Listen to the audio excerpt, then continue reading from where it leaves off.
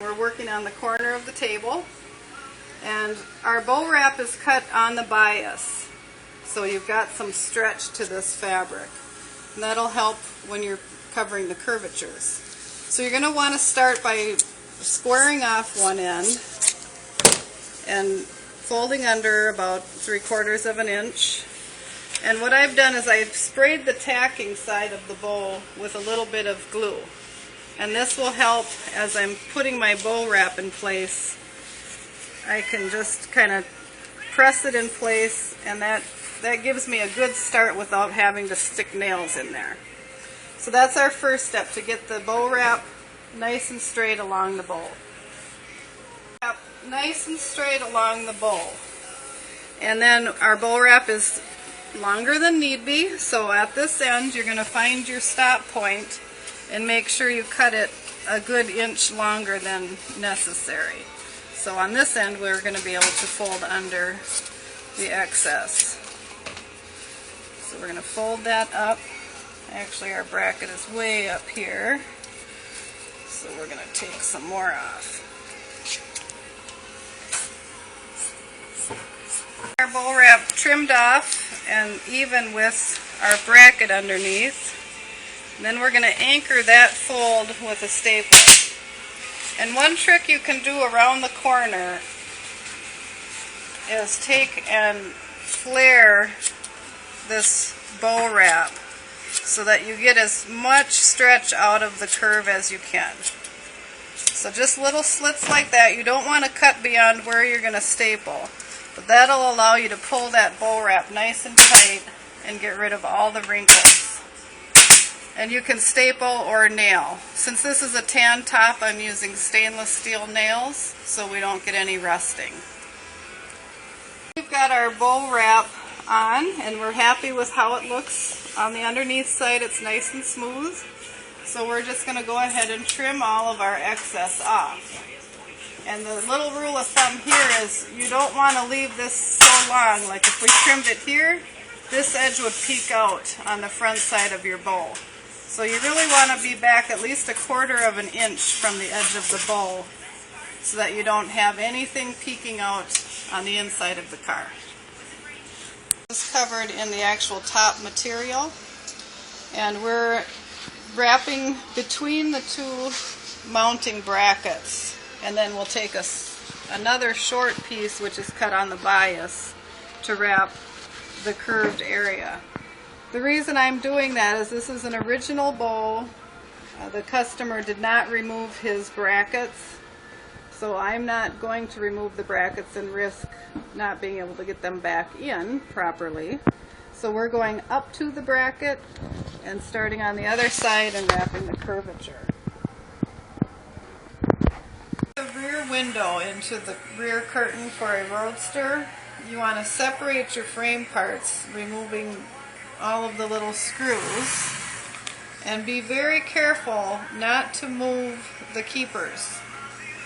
You're going to want those to line right back up with your frame when you set that back in place.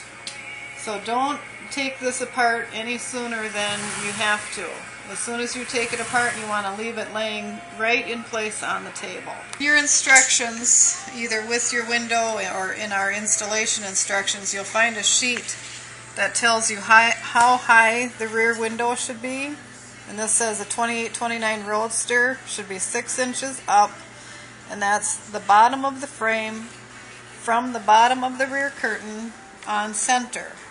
There is a bit of an arch to the bottom of this rear curtain, so you want to take it from center point up 6 inches, and that should be the very bottom of your frame.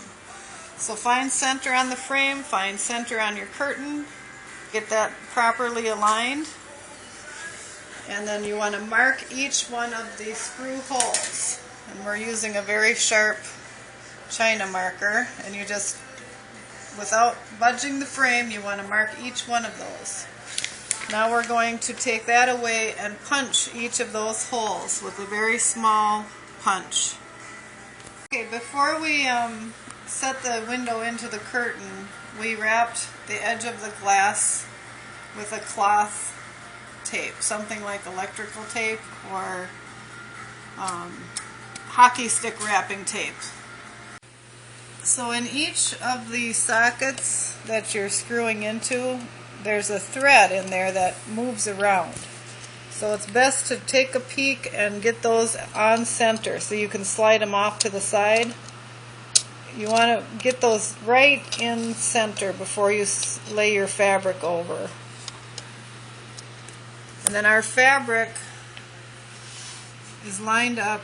Use a scratch awl to line all those parts up before you try to put your screw in.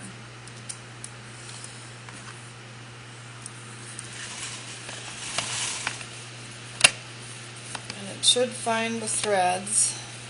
And I just barely start the screw. I don't tighten it at this point. I'm just starting it.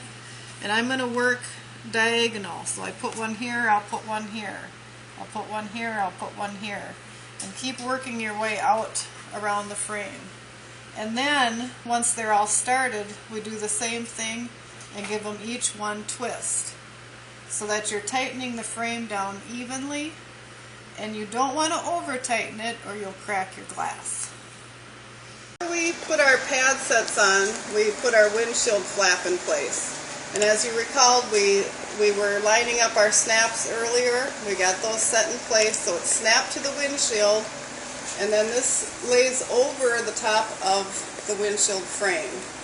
And then you want to leave a little bit of slack. We don't want to stretch it real tight, we just want to leave a little slack and bring that around to the front of the bow and staple it off and trim it. Step is to lay the pad set on, and we want to make sure that our pad is ending up out here on the curve of the bow. And we want to make sure it's not coming down lower than this fastener. So we've lined that up with a nice straight line. We're not dipping down below the front bow. We're coming right at about center. And then we're going to anchor one point here and one point here, giving it a nice stretch. And then we've also anchored it to the center bowl, just through the pad material. The purpose of the pad set is to give a little cushion pad over the hip of the bow. So you want to make sure you're covering that curvature of the bow. We've anchored it first along the back and front, and the line we're watching for is that we're running parallel just above this fastener. This is a side curtain fastener. So we want to be just above that so we're not in the way for putting on the side curtains. And then once we've anchored front and back, we can put a few staples through just the wrapping of this pad. We are not going to staple through the actual padding, but I did anchor just to keep that pad set nice and neat. And then you want to pull tight to the back and make sure there are no wrinkles here, because if it shows out here, it's going to show inside. And we'll do the same thing up front now. See the wrinkles? We're going to just stretch that along the bow to get that nice and taut. Pad wrap for the lining. And we're going to feather our padding so that the pad fills out the complete width of our wrap. So that means the under layer is a little bit shorter than the top layer. You always want your top layer the smoothest, because that's what the main top deck is going to rest on. So we want to feather our padding and make sure we're filling out from seam to seam. And I am going to give one staple right up at the top here, kind of as an anchor, to hold that pad so it doesn't eventually slide down in the middle of this padding. So once we're happy with the way our pad is laid in there, we roll up our materials, bring the top cover down, and we're going to hand stitch this shut. Sewn our pad set shut, and the best way to do that is with a curved needle. You can see that. That allows you to go in the fold of the fabric, and it naturally comes back to you at about an inch interval. So you go through the fold, come out and then go through the lining material. And I don't mind catching the pad right there because that'll stabilize the pad and hold it in place. So if you have a curved needle, that makes that job easier. Now we're going to trim the pad at the rear bowl. And what I like to do is feather these layers so that you don't have a real blunt ending to your pad. And what feathering means is you're going to cut the under layer just ahead of the rear bowl. And get rid of that. So that layer ends just ahead of the rear bowl. And then we're going to let our outermost layer, or the side closest to the top, overextend that about 1/2 inch. So you can see we have our layers feathered. And then our bowl wrap, or our pad wrap, will come and get nailed in here. And that ends up nice and smooth. Okay, part of the preparation before you can put the main top on the car is to get all of the fasteners installed. So we have replaced the lift dot post that this car had on it with the correct cinch stud fasteners. So we started at the center of the rear curtain and we put that stud in, and then we lined up our metal band and we put the next 2 out.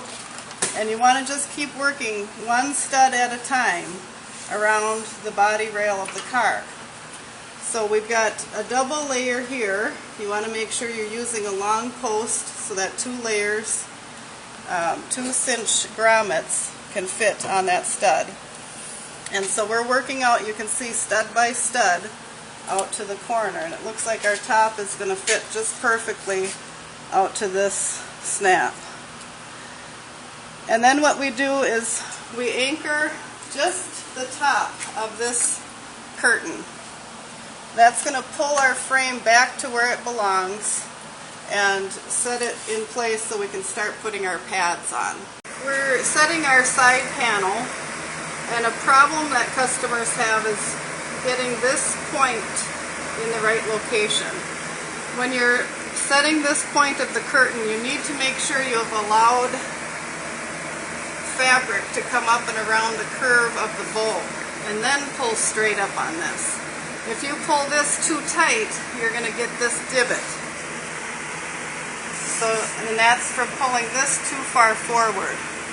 So you want to let that be loose. You want an upward stretch at this point of the curtain and an upward stretch around this curvature. That's how you'll get a nice straight curtain. Done to start our main top deck is lay the top on the car, and then our goal is to get our bindings to crisscross right at this point. So we've anchored one side and we stretched like crazy. Mike's got his muscles going here to get this stretched over, so you will have to work. We want the top tight, and so we don't make the top any bigger than it needs to be, and you will need to stretch like crazy here. You're going to pull your cover straight forward and just let your lines follow straight, and then you're going to make a wedge cut right below the staple line. And you're going to bring that cut all the way back to about this point. And then we're going to wrap that side panel under the bow and stretch it as tight as we can, and curve it up under and staple this line. And our trim will cover that seam.